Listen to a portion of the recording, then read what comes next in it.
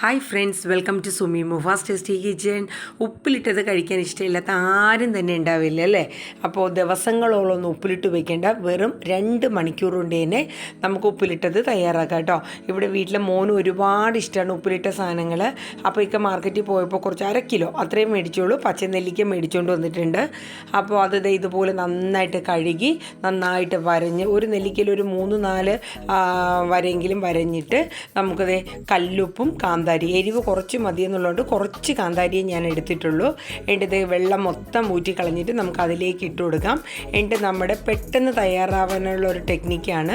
അതായത് നന്നായിട്ട് തിളച്ച വെള്ളം, ഇത്രയും നെല്ലിക്ക മുങ്ങി നിൽക്കാൻ പാകത്തിന് തിളച്ച ഉടനെ തന്നെ അതിലേക്ക് ഒഴിച്ചു കൊടുക്കുക കേട്ടോ. അപ്പോൾ കാരണം അത് നന്നായിട്ട് മുങ്ങി നിൽക്കണം, എന്നാലേ അത് പെട്ടെന്ന് അതിൻ്റെ ഉപ്പും കാര്യങ്ങളൊക്കെ പിടിക്കത്തുള്ളൂ. എന്നിട്ട് ഒന്ന് ഇളക്കി കൊടുക്കുകയും കൂടെ വേണം കേട്ടോ. സ്പൂൺ കൊണ്ടൊന്ന് ജസ്റ്റ് ഇളക്കുക. എന്നിട്ട് ഉപ്പ് തീരെ കൂടേണ്ട, എന്നാൽ കുറയാനും പാടില്ല. അപ്പോൾ കുറച്ച് കുറവ് പോലെ തോന്നിയതുകൊണ്ട് ഞാൻ ലേശം ഉപ്പും കൂടെ ഇട്ട് കൊടുത്തു കേട്ടോ. എന്നിട്ട് തണുത്ത ശേഷം പ്ലാസ്റ്റിക് ഒരു ഭരണിയിലാണ് ഞാൻ ഇട്ടത്. എൻ്റെ കയ്യിൽ ചില്ല് ഭരണി ഇല്ല. അപ്പോൾ അതിൻ്റെ കൂടെ മോൻ്റെ ഒരു ഫ്രണ്ടിൻ്റെ വീട്ടിൽ നിന്ന് റൂബിക്കയും കൂടെ കിട്ടിയിട്ടുണ്ട്. ഞാൻ അതും കൂടെ വാഷ് ചെയ്ത് ഇതിലേക്ക് ഇട്ട് കൊടുത്തു കേട്ടോ. കറക്റ്റ് 2 മണിക്കൂർ തന്നെ, അപ്പോഴേക്കും തണുത്ത് അത് കറക്റ്റ് സെറ്റായിട്ടുണ്ട് കേട്ടോ.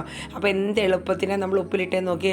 ഞങ്ങളിടയ്ക്ക് കടയിൽ സീസൺ ടൈമൊക്കെ ആവുമ്പോൾ ഇതുപോലെ തന്നെ നെല്ലിക്ക, ക്യാരറ്റ്, മാങ്ങ അങ്ങനെയുള്ള ഐറ്റംസൊക്കെ ഞങ്ങൾ ഇതുപോലെ ഉപ്പിലിട്ട് വെക്കാറുണ്ട്. ഓരോ സീസൺ അനുസരിച്ചിട്ടാട്ടോ ഇടുന്നത്. അപ്പോൾ ഇതിപ്പോൾ മോന് ഇഷ്ടമായെന്ന് പറഞ്ഞതുകൊണ്ട് ഞങ്ങൾ ഇങ്ങനെ മേടിച്ചുകൊണ്ട് വന്നു. അവൻ അപ്പോൾ തന്നെ കഴിക്കുകയും വേണം. അപ്പോൾ ഞാൻ പെട്ടെന്ന് തന്നെ തയ്യാറാക്കിയതാണ്.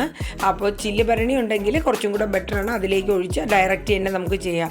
അപ്പോൾ എൻ്റെ കയ്യിൽ ഇല്ലാഞ്ഞതുകൊണ്ടാണ് ഞാൻ സ്റ്റീൽ പാത്രത്തിലാക്കി ഒന്ന് തണുത്ത ശേഷം പ്ലാസ്റ്റിക്കിലോട്ട് മാറ്റിയത് കേട്ടോ. അപ്പോൾ എന്തായാലും ഇതുപോലെയുള്ള എളുപ്പത്തിൽ തയ്യാറാക്കാൻ പറ്റുന്നൊരു ടെക്നിക്ക് നിങ്ങൾ ട്രൈ ചെയ്തിട്ടില്ലെങ്കിൽ ഒന്ന് ട്രൈ ചെയ്യണം കേട്ടോ. അപ്പോൾ എൻ്റെ വീഡിയോസൊക്കെ ഒന്ന് ഇഷ്ടമാവുമെങ്കിൽ ലൈക്ക് ചെയ്യുക, ഷെയർ ചെയ്യുക, ഒപ്പം തന്നെ സബ്സ്ക്രൈബും ചെയ്യുക കേട്ടോ.